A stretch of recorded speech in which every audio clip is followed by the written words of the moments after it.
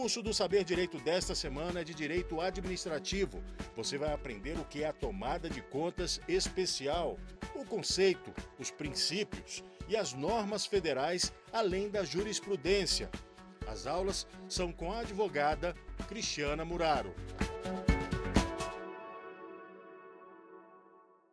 Olá, eu sou Cristiana Muraro, professora de Direito Administrativo, e nesta semana nós estamos estudando o tema Tomada de Contas Especial.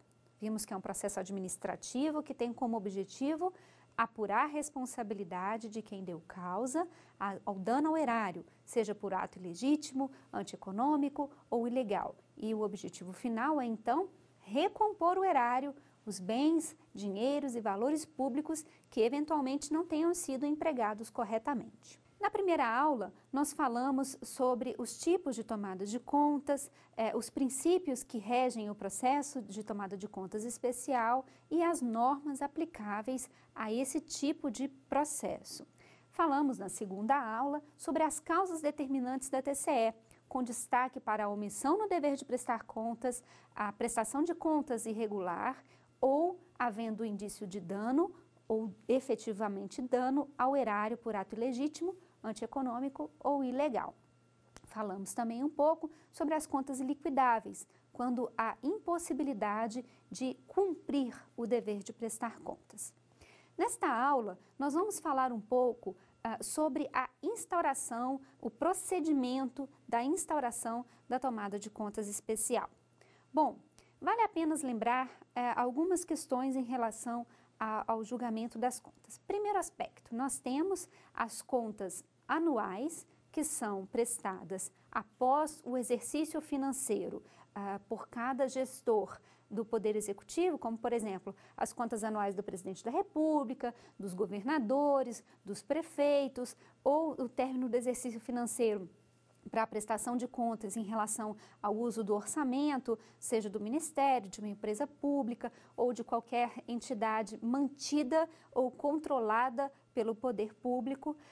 Então, nós temos a obrigação anual de prestação de contas. Quando temos a prestação de contas anual, principalmente em relação aos chefes do Poder Executivo, seja o Presidente da República, os governadores ou prefeitos, os tribunais de contas não julgam essas contas, eles apenas emitem um parecer propondo o julgamento das contas como regular, irregular ou regular com ressalva e encaminha ao Poder Legislativo para que o Poder Legislativo faça o julgamento final. Então, por exemplo, no caso das contas da Presidência da República, o Tribunal de Contas da União emite um parecer e encaminha ao Congresso Nacional, que é quem compete efetivamente o julgamento das contas do chefe do Poder Executivo. Há uma diferença entre contas anuais e contas de gestão. Vamos dar alguns exemplos aqui para a gente entender a diferença desses conceitos. Em relação, por exemplo, a um exercício do mandato de prefeito de uma prefeitura. Vamos supor, João foi prefeito do município de Acarajé, na Bahia. No exercício do primeiro ano de mandato, ele tem algumas obrigações, como, por exemplo, investir 25% do orçamento na educação. Isso é uma gestão do orçamento, Ao final do exercício do primeiro ano de mandato, ele deve prestar contas anuais da gestão de todos os recursos daquele primeiro ano do seu mandato. Além disso, ele tem que prestar contas da gestão de itens específicos do orçamento, como, por exemplo, o atingimento da meta do emprego de 25% do orçamento em educação no município. Então, na prestação de contas anual, que é global, que envolve o orçamento total do município, essa prestação de contas ela é apresentada ao Tribunal de Contas, que emite o parecer e encaminha para o Poder Legislativo para o julgamento final. Já a gestão, por exemplo, do atingimento da meta de 25% do emprego do orçamento daquele município para os fins de educação, é uma gestão. Essas contas são encaminhadas para o Tribunal de Contas e é o Tribunal de Contas que julga o atendimento das metas de gestão específicas do exercício daquele mandato de prefeito. Então, só para a gente deixar claro, existe uma diferença entre as contas anuais e as contas de gestão. As contas de gestão podem, inclusive, ultrapassar um exercício financeiro. Por exemplo, a gente pode ter uma prestação de contas de um programa dentro do programa de aceleração de crescimento para a construção de um bairro, de esgotamento sanitário, enfim, outros objetos de gestão do município que podem até ultrapassar um exercício financeiro, mas que são contas, então, julgadas efetivamente pelo Tribunal de Contas, não vão para o Legislativo. Tá? Então, é importante ficar claro, contas anuais, o TCU emite relatório, o Legislativo julga. Contas de gestão é apresentado para o Tribunal de Contas e o próprio Tribunal de Contas é quem vai julgar essas contas de gestão. Além disso, é importante também trazermos o assunto das contas iliquidáveis, né? Nós falamos da impossibilidade de prosseguir com um processo de tomada de contas especial por fatos supervenientes, alheios à vontade daquele que tem a obrigação de prestar contas e que, por exemplo, por perda do processo, extravio do processo ou por um incêndio, não consegue entregar a documentação e é impossível aferir efetivo dano ao erário. Então, as contas podem ser consideradas liquidáveis. Um outro ponto importante para a consideração das contas liquidáveis é a morte do agente. Quando o agente falece antes de prestar as contas, o exercício do dever de prestar contas fica prejudicado, em que pese ser transmitido ao sucessor, que ocupa aquele cargo, mas pode haver um grande prejuízo no exercício do direito da ampla defesa e do contraditório. Então, como é bastante difícil justificar atos de terceiros, pode acontecer situações em que essas contas venham a ser consideradas liquidáveis. Não é uma regra, em geral o processo de tomada de contas segue com a razoabilidade da dificuldade de encontrar informações e documentos e pode acontecer a obrigação de ressarcir ao erário, mas a possibilidade de sanção como, por exemplo, multa, enfim, não pode ser aplicada porque é personalíssimo e intransferível.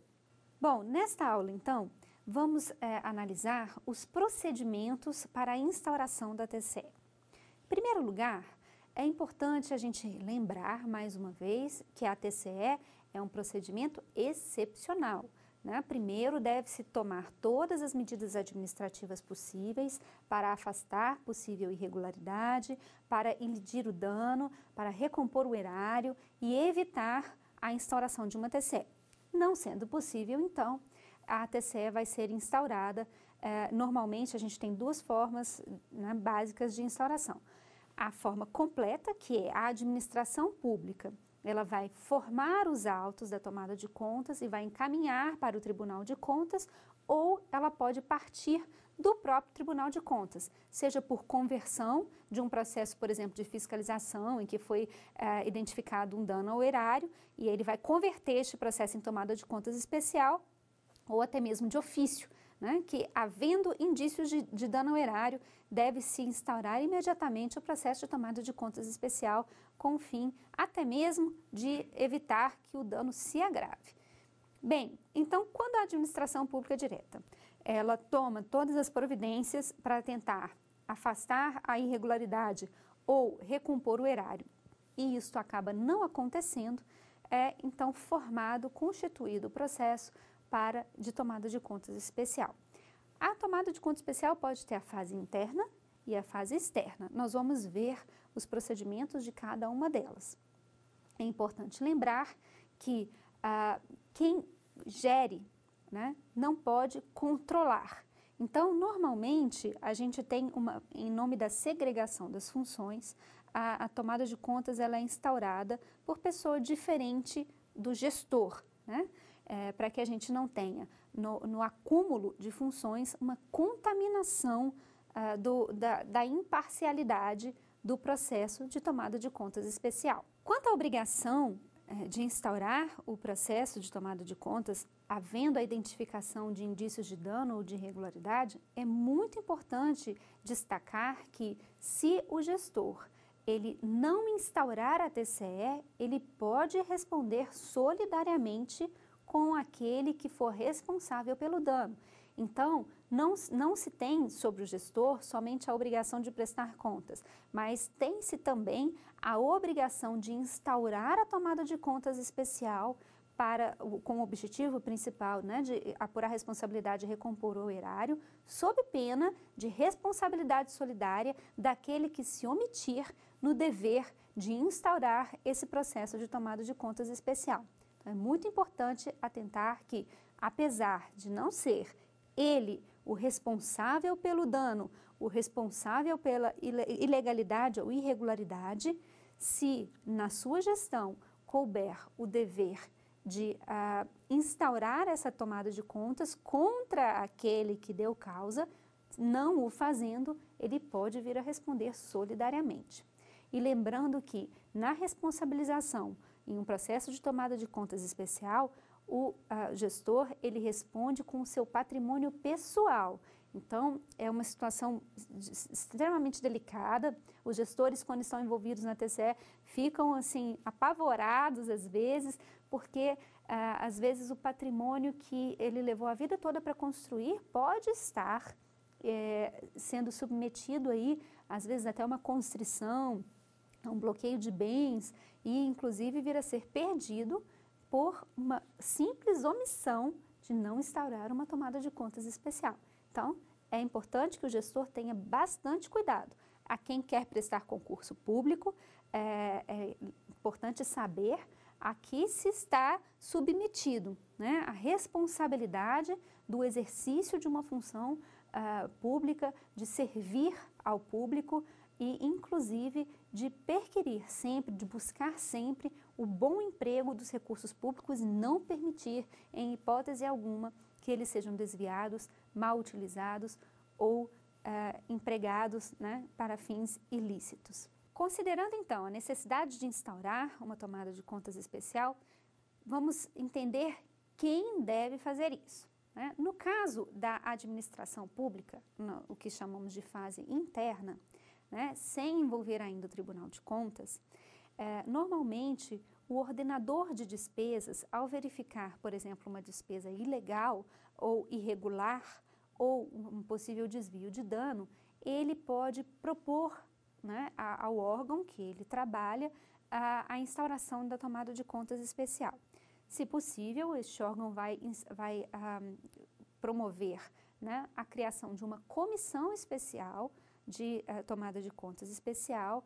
É interessante que essa comissão seja formada por servidores capacitados, que saibam que a tomada de contas especial deve seguir os princípios, como vimos na aula 1, como, por exemplo, o princípio da ampla defesa e do contraditório, para que a citação seja feita de forma correta, a instrução do processo seja feita de forma correta, para evitar as nulidades deste processo. Na instauração da tomada de contas especial, a comissão ela deve ser composta por servidores, pode se valer de servidores que não são da casa, mas é vedado que os servidores da comissão de TCE sejam colegas de setor, tenham relação de subordinação ou hierarquia entre aqueles que são envolvidos como responsáveis na tomada de contas, para que a gente não tenha uma contaminação da relação de trabalho com aqueles que estão sendo responsabilizados e aqueles que estão apurando a responsabilidade. Então, é importante separar, né, segregar as funções e também separar aqueles que vão apurar daqueles que estão sendo responsabilizados, né? Então, os servidores podem ser, inclusive, cedidos de outros órgãos ou entidades para poder compor a comissão técnica, né, de apuração, de tomada de contas especial, para evitar essa contaminação. Só não pode ser pessoas terceirizadas.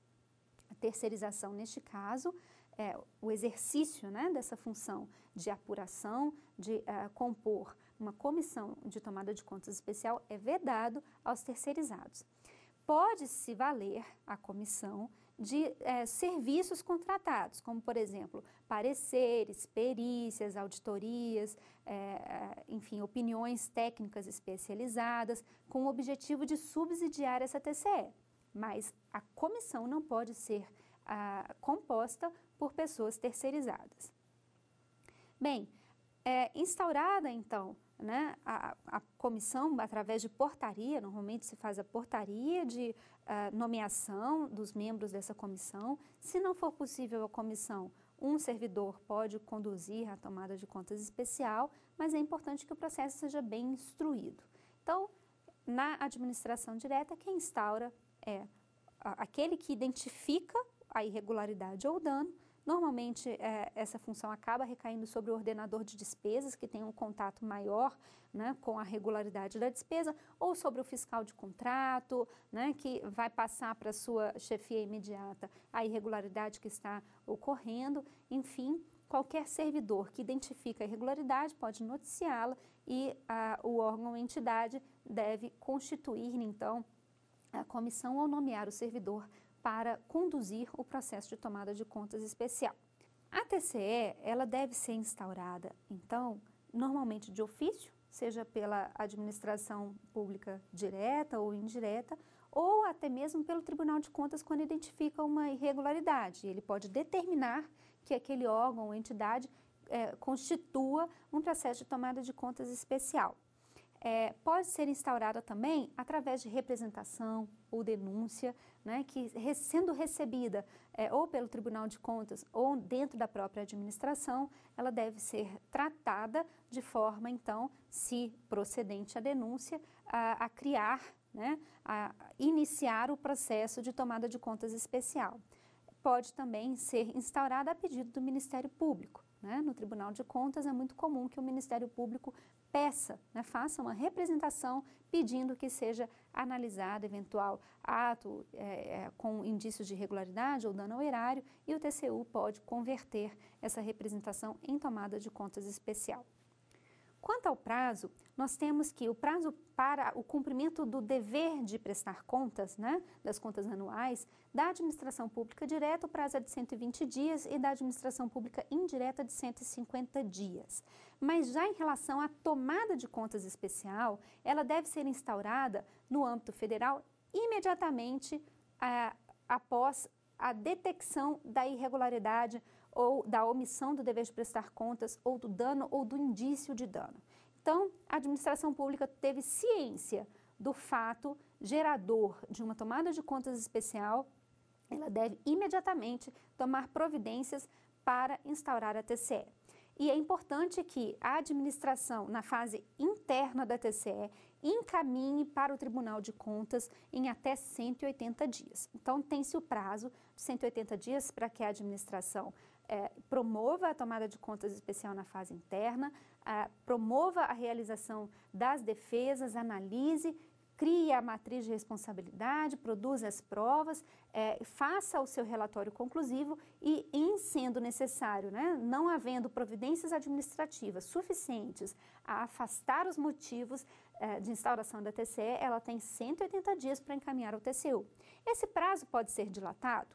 Pode. Como vimos, a tomada de contas especial, ela é regida pelo princípio da verdade material, que traz a este processo um formalismo moderado, né? O objetivo é alcançar a recomposição do erário. Então, há uma certa flexibilidade, uma certa maleabilidade dos prazos, mas isso não pode dar ensejo a sucessivas e repetidas prorrogações injustificadas, para não termos risco de criarmos um ambiente de prescrição. Quanto à prescrição e à decadência, nós falaremos um pouquinho a seguir. Pois bem, o pedido de prorrogação de prazo ele deve ser feito de maneira justificada, né? É importante dizer qual a necessidade, qual o prazo a mais necessário. Não existe uma definição de prazo, se pode ser o dobro, o triplo, metade, não existe uma definição. Na verdade, tem que ser pautado pela razoabilidade, pela proporcionalidade, da complexidade do processo ou da dificuldade encontrada para cumprir aquele prazo. Tá? Então, é muito comum, inclusive nos tribunais de contas, é comum que os ministros, através de portaria de delegação de competência, deleguem a competência para os secretários autorizarem determinado prazo. Então, tem ministro que delega a competência para autorizar a prorrogação de prazo por mais 15 dias, por mais 30 dias, 60 dias, enfim.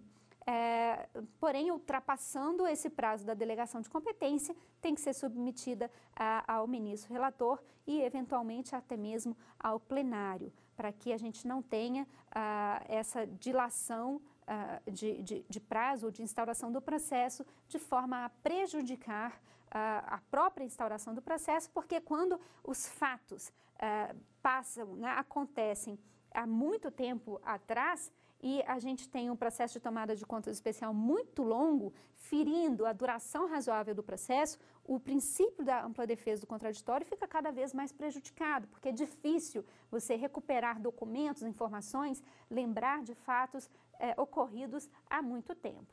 Então, a prorrogação de prazo ela tem que ser sempre realizada, mas observando a proporcionalidade, a razoabilidade desse pedido e da efetiva necessidade dessa prorrogação. Em relação aos convênios, contratos de repasse, é possível que o prazo para a prestação de contas seja variável de acordo com o instrumento, né? No caso de convênio, instrumento de convênio, ou no caso do contrato de repasse, que haja uma previsão de prazo de prestação de contas diferenciada. Normalmente, para convênios e contratos de repasse no âmbito federal, é exigido que em 30 dias após o término do objeto, seja feita a prestação de contas. Passados esses 30 dias, normalmente começa a incidir, né, a omissão no dever de prestar contas. Pode ser sanado por uma prestação de contas extemporânea, mas isso é uma irregularidade na prestação de contas que pode, inclusive, ser passível de sanção.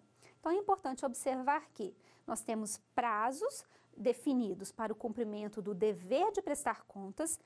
O descumprimento desses prazos podem ensejar a omissão do dever de prestar contas, que é uma causa determinante da instauração da TCE, ou a apresentação das contas extemporânea pode também ensejar uma irregularidade, que é a prestação de contas de forma irregular, que também é uma causa determinante da TCE, né? As consequências é que podem ser diferentes, porque pode ter ou não dano ao erário em razão dessa irregularidade, então as sanções vão ser de acordo com o que realmente tiver dado causa ou tiver acontecido em cada caso, né? Mas estão entre as causas de instauração de tomada de contas especial. Agora, sendo identificado ato ilegal, ilegítimo, antieconômico, com indício de dano ao erário ou com que resulte dano ao erário, a tomada de contas especial deve ser instaurada imediatamente. É assim que rege a Instrução Normativa número 71 de 2012 do Tribunal de Contas da União. Ok, instauramos aqui um processo de tomada de contas especial, então. Professora, quais são as sanções possíveis da decorrência, né, de um processo de tomada de contas especial? Bom, as sanções são multa, e a multa ela pode ter duas características diferentes. Pode ser uma multa proporcional ao dano, como pode ser uma multa de caráter pedagógico ou até mesmo repressivo, corretivo, que tem um limite fixado através de uma instrução normativa, né, do Tribunal de Contas. No caso do Tribunal de Contas da União, hoje está em torno de 50 e alguma coisa, R$1.000, e esse valor ele é atualizado anualmente para ter o limite da multa. Então, a gente tem a multa proporcional a dano, cujo limite é 100% do valor do dano que vier a ser apurado. Se o dano apurado for de 10 milhões, a multa pode ser de 10 milhões. Né? Uma multa que não é relativa ao dano, mas, por exemplo, por um ato irregular, né, um ato ilegítimo ou antieconômico, mas que não tenha efetivamente gerado um dano, aí a multa ela tem esse limite fixado anualmente pelo Tribunal de Contas, né, reajustado. Pode ter também a sanção relativa à recomposição do dano apurado, que já é uma consequência mais óbvia, né, da identificação do dano. Normalmente, a condenação à devolução dos valores tidos como perdidos, né, como prejuízo ao erário, ela pode ser uma condenação solidária, ou seja, envolvendo todos os agentes daquela cadeia de tomada de decisão, inclusive particulares, e também a pena de inabilitação para o exercício de cargos em comissão ou função de confiança pelo período de até 8 anos. Essas são as sanções macro, né? Multa em 2 modalidades, a devolução dos valores entendidos como dano ao erário e, em terceiro lugar, a inabilitação. O Tribunal de Contas pode também, por medida cautelar, para evitar que os danos sejam aumentados, determinar cautelarmente a suspensão de pagamentos, né? Seja, por exemplo, um contrato que está com preço acima do preço de mercado. Então, no curso do contrato é identificado essa irregularidade, é instaurada uma tomada de contas especial e aí o Tribunal de Contas suspende os pagamentos referente àquele item que está eivado de sobrepreço para evitar que o dano aumente. Então, é possível ao Tribunal de Contas expedir medidas cautelares. Da mesma forma, nas medidas cautelares também há a possibilidade de decretação da indisponibilidade dos bens. Há requisitos, é uma medida gravosa, mas há requisitos na própria lei orgânica do Tribunal de Contas e no regimento interno para a aplicação da indisponibilidade de bens, né? Como, por exemplo, a prova, né, de que aquele responsável esteja tentando dilapidar o seu patrimônio para fugir a uma eventual execução ou devolução do dano ao erário, enfim, para que os seus bens sejam bloqueados. A lei determina que esse bloqueio de bens deve viger pelo prazo de 1 ano, podendo ser prorrogado, mas apenas mediante apreciação do plenário para ter a prorrogação dessa indisponibilidade de bens, que é uma medida extrema e constritiva. Por fim, em relação à instauração da tomada de contas especial, é importante destacar o princípio da economicidade. Como assim, professora? Sempre que tiver um dano, seja ele de R$2, R$1, é necessário instaurar a TCE? Não. Isso porque, às vezes, o gasto que se tem para perseguir a devolução de determinado valor ao erário é maior do que o que vai ser recuperado. Então, neste caso, pelo princípio da economicidade e da racionalização dos recursos públicos, há a estipulação de valor de alçada para a instauração da tomada de contas especial.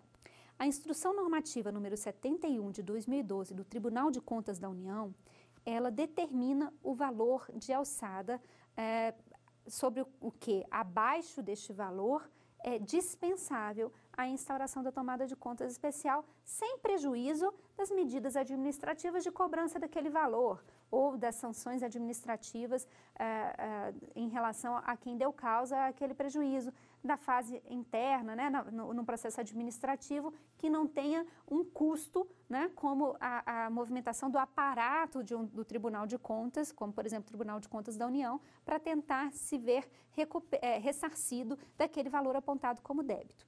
A Instrução Normativa número 56 de 2016 alterou a redação dada à Instrução 71 de 2012 e mudou o valor de alçada, que hoje está em R$100 mil. Então, se o valor do dano apurado for inferior a R$100 mil, não é aqui uma autorização para que todo dano abaixo de R$100 mil seja autorizado. Não é isso, né? Possa ser causado ao erário sem nenhuma reprimenda.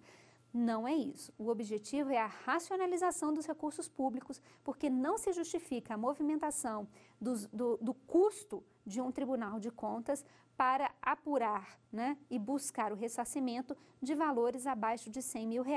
Então, neste caso, deve-se adotar somente as providências administrativas e arquivar o processo, porque a baixa materialidade do dano justifica o seu arquivamento. Mais uma vez, sem prejuízo de sanção, seja ela de multa ou até mesmo de recomposição desse valor através de uma medida administrativa. Considerando, então, os limites de alçada, é importante também que os gestores, né, dentro, por exemplo, de um ministério ou de um órgão, de uma entidade da administração pública, seja ela direta ou direta, não tenham medo de não encaminhar um processo para o Tribunal de Contas quando o valor de alçada de R$100 mil não for alcançado.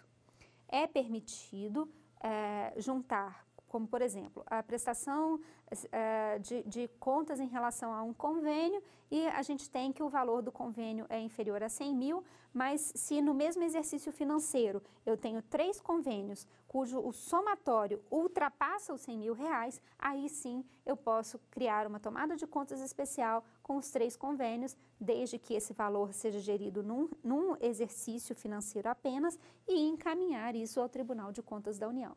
A cada tribunal, né, estadual ou municipal, é permitido, então, estipular o valor de alçada, porque como o princípio que rege essa estipulação é da racionalização dos recursos, cabe a cada tribunal também verificar qual o custo da mobilização do seu próprio aparato para buscar o ressarcimento do recurso público.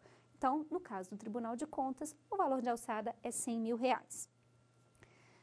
Vamos chamar uma pergunta dos nossos participantes para fixarmos bem o tema que está sendo aqui lecionado.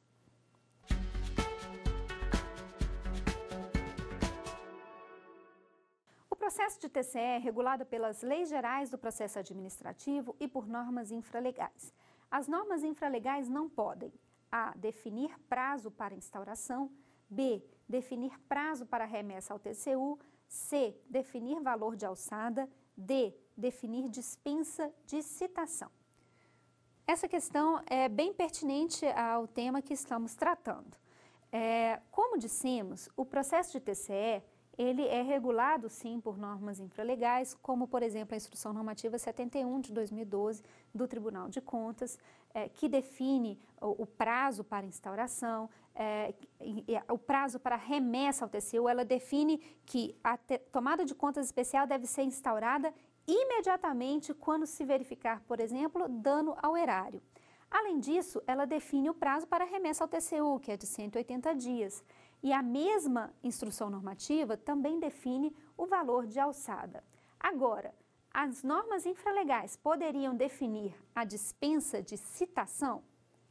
Bem, este é um aspecto interessante. Sabemos que o princípio da ampla defesa e do contraditório é um princípio que deve reger o processo de tomada de contas especial em todas as suas fases. É um princípio, inclusive, de comando constitucional. Portanto, as normas infralegais que pretendam suplantar um princípio de força constitucional são consideradas inconstitucionais, né? Então, as normas infralegais que regem o processo de tomada de contas especial não podem suprimir a citação que é obrigatória neste processo para possibilitar o exercício da ampla defesa do contraditório. Portanto, a resposta correta a esta pergunta é a letra D. As normas infralegais não podem dispensar a citação em homenagem ao princípio constitucional da ampla defesa e do contraditório. Como a gente vem aprendendo com as perguntas que trazem para nós as dúvidas, né, dos nossos participantes, vamos chamar mais uma pergunta para que possamos fixar a matéria.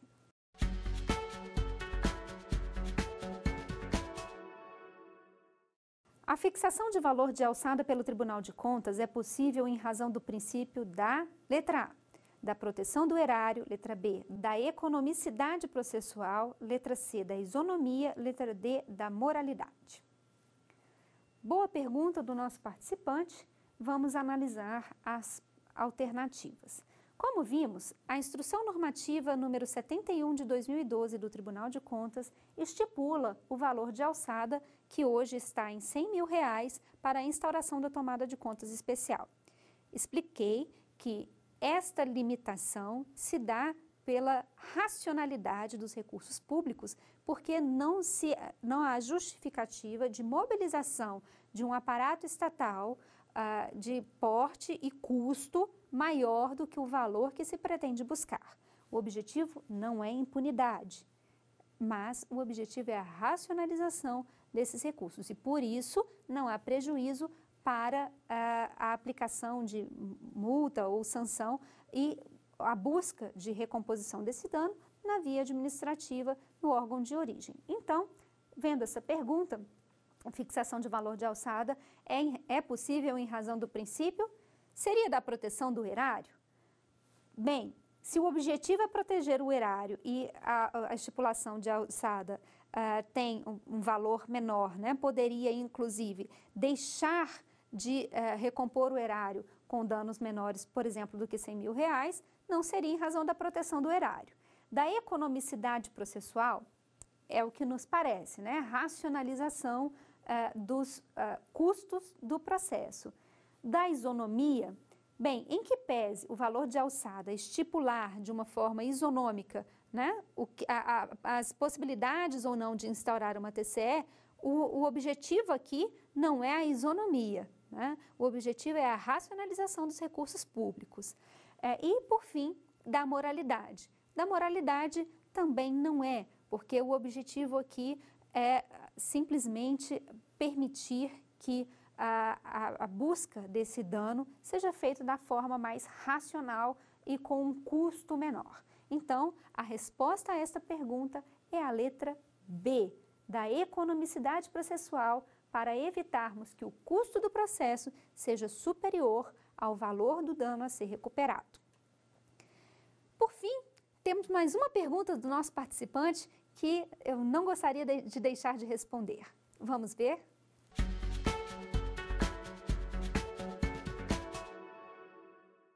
Quando o Tribunal de Contas define prazo para arquivar a TCE, está A.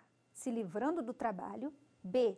auxiliando os que causam dano ao erário, C. cumprindo o princípio da imprescritibilidade do dano, ou D. aplicando o princípio da prescrição. Bom, é uma boa pergunta. Quando vemos que o Tribunal de Contas determina que a tomada de contas especial deve ser encaminhada em 180 dias para a Corte de Contas, e há, muitas vezes, dificuldade de administração pública da fase interna concluir esse trabalho e encaminhar para o Tribunal de Contas em 180 dias, essa limitação não é para dizer, olha, problemas antigos você não me passa, né? Então, não é para se livrar do trabalho. Na verdade, como dissemos, à medida em que o tempo passa e o julgamento fica mais distante da ocorrência dos fatos, dificulta-se a defesa, dificulta-se a prova, dificulta-se o exercício do contraditório. Então, para não termos sanções injustas, né, e um julgamento muito distante da realidade dos fatos perquiridos e questionados no processo de tomada de contas especial, é que há estipulação de prazo. Então, voltando à pergunta, quando o Tribunal de Contas define o prazo, ele não está se livrando do trabalho. Também não pretende auxiliar quem causa dano ao erário para a impunibilidade. Não é isso. Mas ele está cumprindo o princípio da imprescritibilidade do dano? Seria essa a alternativa?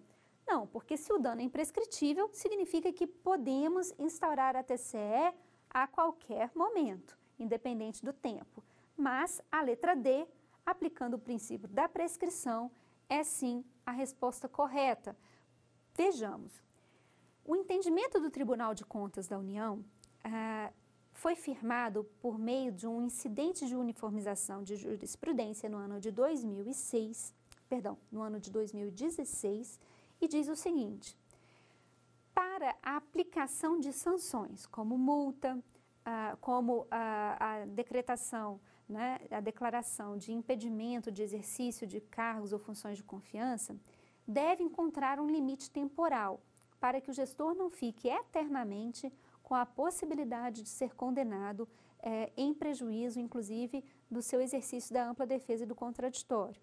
Então, no incidente de uniformização de jurisprudência, ficou fixado que o limite para a aplicação de sanções administrativas no bojo de uma tomada de contas especial é de 10 anos, apesar de o TCU entender que o dano ao erário é imprescritível, ou seja, o processo de TCE pode seguir o seu fluxo na visão do TCU, não é esta visão do Supremo Tribunal Federal, nem do STJ, né, do Superior Tribunal de Justiça, mas na visão do TCU, a prescrição da pretensão sancionatória administrativa em 10 anos, apesar de entender que o dano ao erário é imprescritível. Então, a TCE pode seguir, não se poderá aplicar sanções administrativas se, entre o fato gerador e a data da primeira citação válida, tiver transcorrido o prazo de 10 anos, mas em relação ao dano ao erário e o objetivo de ressarcimento, o processo pode continuar tramitando e, apesar do transcurso do prazo superior a 10 anos, pode sim haver a condenação de ressarcimento ao erário. Bom, vimos o entendimento do Tribunal de Contas da União em relação à prescrição, mas este assunto gerou recentemente uma grande polêmica no STF, porque o entendimento do STF, do STJ e do Tribunal de Contas em relação ao prazo prescricional ou decadencial para cobrar as contas, para cobrar dano ao erário, são entendimentos diferentes. Vamos entender. No TCU, então, há o entendimento de que o prazo prescricional para a imputação de sanções administrativas é de 10 anos e o prazo para cobrar o dano ao erário não existe, né? Porque o dano ao erário é imprescritível, então poderia ser cobrado a qualquer momento. No STF, a recente discussão foi no bojo de uma ação de improbidade administrativa. No bojo dessa ação, a discussão era se haveria o prazo prescricional quinquenal para a administração cobrar, né, na verdade, para o Poder Judiciário cobrar o dano ao erário por meio de uma ação de improbidade, o ressarcimento por meio de ação de improbidade. Com votos divergentes, né, nós tivemos a seguinte solução na condução do voto do ministro Alexandre de Moraes. O STF fez uma distinção do dano causado com culpa leve ou do dano causado com culpa grave ou dolo. Para o ministro, e acabou sendo esta a posição da maioria do STF, se o dano tiver sido causado com culpa, não há a possibilidade de cobrança ad eterno, ou seja, incidiria o prazo prescricional, aqui com todas as vênias, né, uma correção em relação ao conceito que usar-se-ia, na verdade, decadencial, mas entendeu-se prescricional para a cobrança do dano ao erário.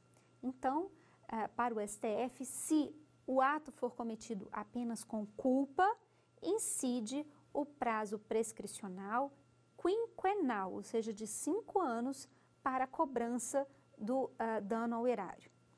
Se houver dolo ou má-fé, né, a questão muda de figura e aí passa-se a ter a imprescritibilidade da cobrança do dano ao erário.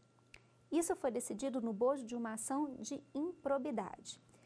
A tomada de contas especial, em que pese não guardar relação com a ação de improbidade, porque a ação de improbidade é regida por lei diferente, né?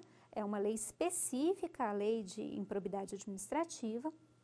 Então, em que pese não termos essa relação da norma que rege a ação de improbidade e a tomada de contas especial, pode-se fazer uma analogia de que o entendimento do Supremo Tribunal Federal poderia, em sede de tomada de contas especial, seguir a mesma linha de raciocínio, ou seja, havendo culpa, haveria a prescrição em 5 anos. Havendo dolo, haveria a imprescritibilidade da cobrança do dano ao erário.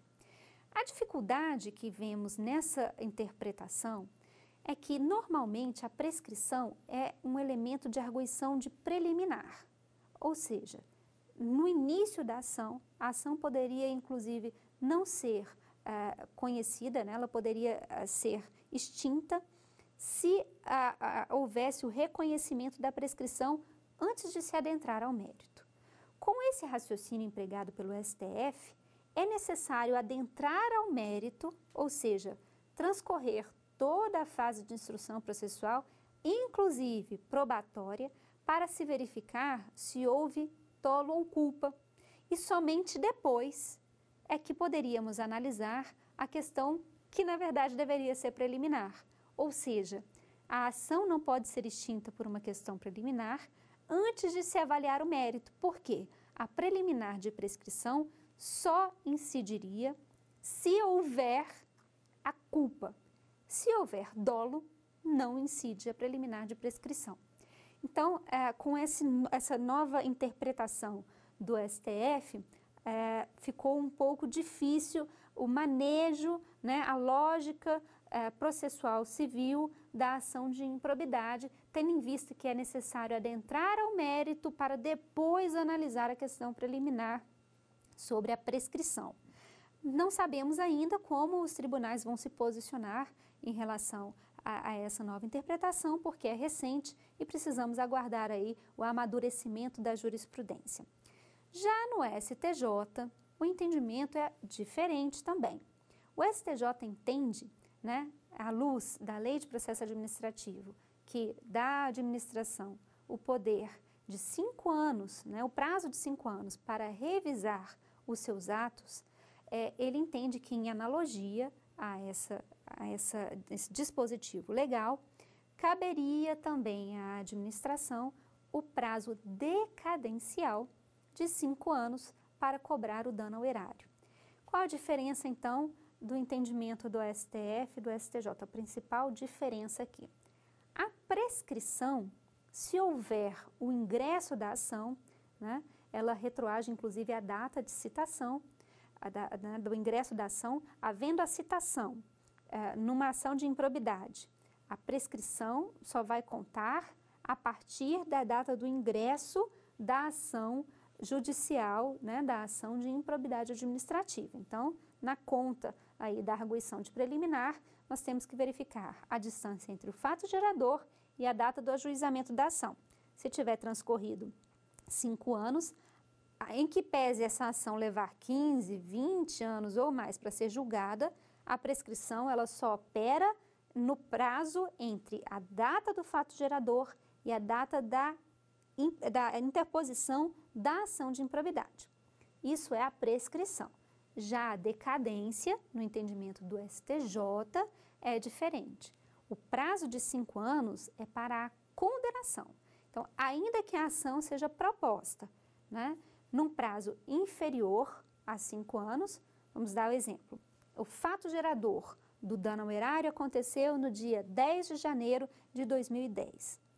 Se até o dia 10 de janeiro de 2015 não tiver havido a condenação, não há mais a possibilidade de cobrar este dano, porque a decadência, o prazo decadencial, ele não é interrompido com a simples interposição da ação. É necessário que todo o processo se desdobre e seja concluído no prazo decadencial de 5 anos. Então, aqui nós temos os diferentes entendimentos do Tribunal de Contas da União, que o prazo é prescricional de 10 anos para sanções administrativas e imprescritível para o dano ao erário, o entendimento do STF, que haverá prescrição quinquenal no caso de ato cometido com culpa e imprescritível se cometido com dolo, e o entendimento do STJ, que o prazo é decadencial, quinquenal, para as ações de cobrança de dano, ok? Então, espero que esse assunto tenha ficado explicado e entendido. Vamos aguardar o amadurecimento da jurisprudência sobre o assunto, e tudo isso é em homenagem à ampla defesa e o contraditório, porque o decurso do prazo vai dificultando a produção de provas e a apresentação de defesa. Se você quiser saber um pouco mais sobre as consequências de uma tomada de contas especial, sobre os procedimentos da fase interna e externa e os recursos possíveis contra eventuais condenações, assista às nossas próximas aulas. Até breve e obrigada pela sua companhia de hoje.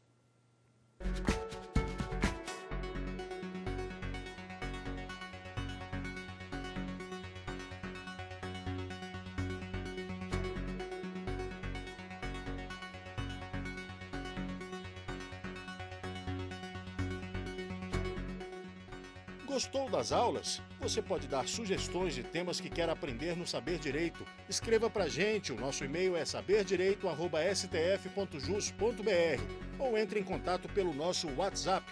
O número é este que aparece na tela. Você também pode estudar pela internet. É só acessar tvjustiça.jus.br e ainda reveja as nossas aulas no canal do YouTube, TV Justiça Oficial.